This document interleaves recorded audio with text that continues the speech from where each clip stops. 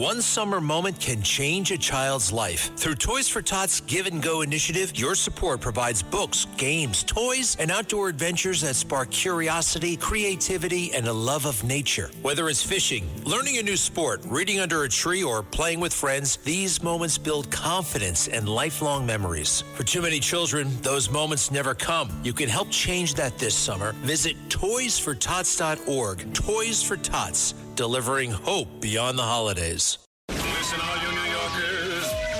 You see? Taxi. Okay, man, we're looking around. This is the 77 WABC minicast.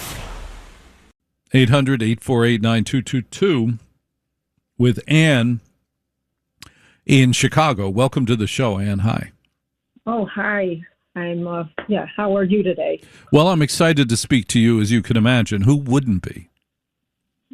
Oh, my God. You made my day. Exactly. Thank you. It's my job. I'm calling because you hit on really good topics. Thank you. And you said, what don't you like? And one of them, and I could make up a list, is I don't like it when people talk too much or when they don't talk at all. It's a big burden you've got. That's a tough house you're living in there. They don't talk too much or they talk too much. Where are those boundaries, Ann? Well, some people creep up on you and they can't say hello, or they just whiz on by, and then other people you can't drag yourself away. There's some people who whiz on you, and there are people who whiz on you. Is that what you just said? Whiz on by. Whiz when you're on a bicycle. Who is that annoying person behind you?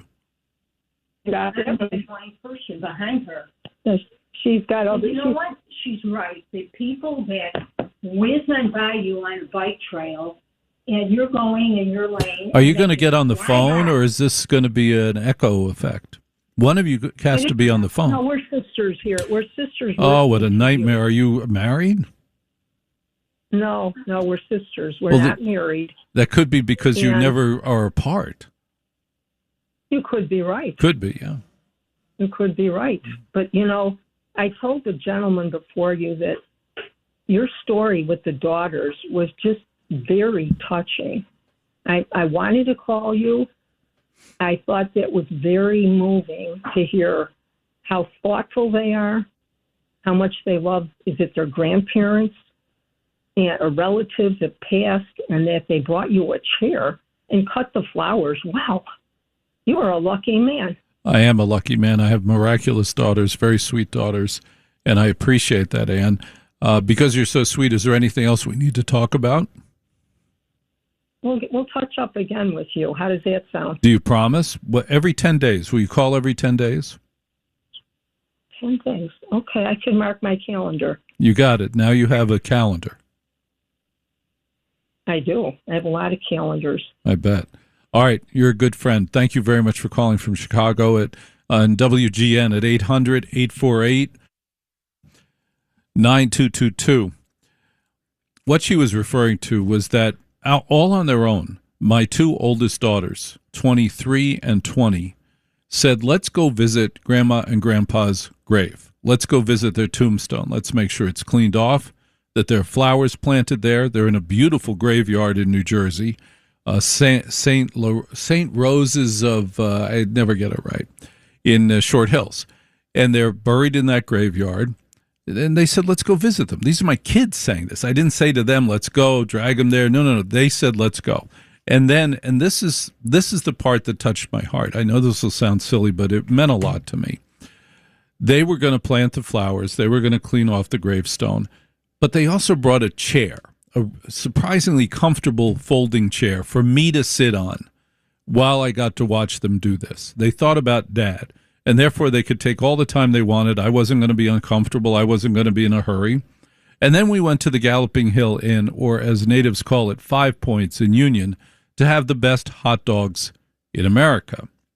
I also realized at that point that my two daughters had never had the 5 Points hot dogs at an age where they'd recognize the difference. They probably had them when they were 5 or 6, but then we had them this Saturday. And my Meredith, who's 20 and the fussiest eater ever, said, this is the best hot dog I've ever had. This is incredible. I said, Yeah, and it's never changed. I don't know how they've done it. They have the same roles.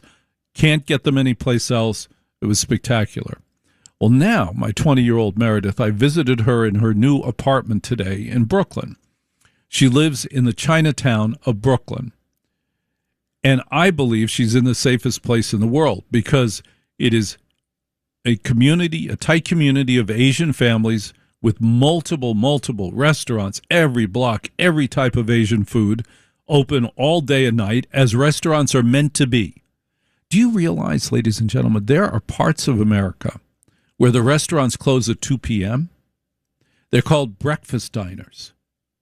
Like, what? What is that's not a diner. That's not a restaurant. That's a hobby.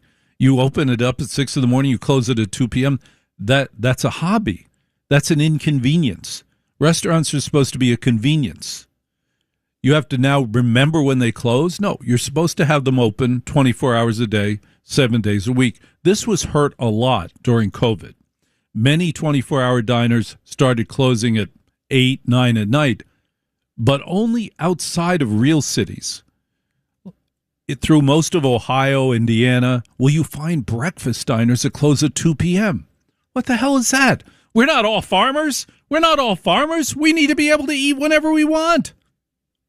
Thanks for listening to The Other Side of Midnight with Walter Sterling. You can listen to The Other Side of Midnight Monday through Friday from 1 a.m. to 5 a.m. If you like the podcast, share it with your friends and listen anytime at WABCRadio.com and download the WABC Radio app. Hit that subscribe button on all major podcast platforms. Plus, follow WABC on social on Instagram, TikTok, Facebook, and X. See you next time for a new episode so you never have to wonder. What the heck is going on here?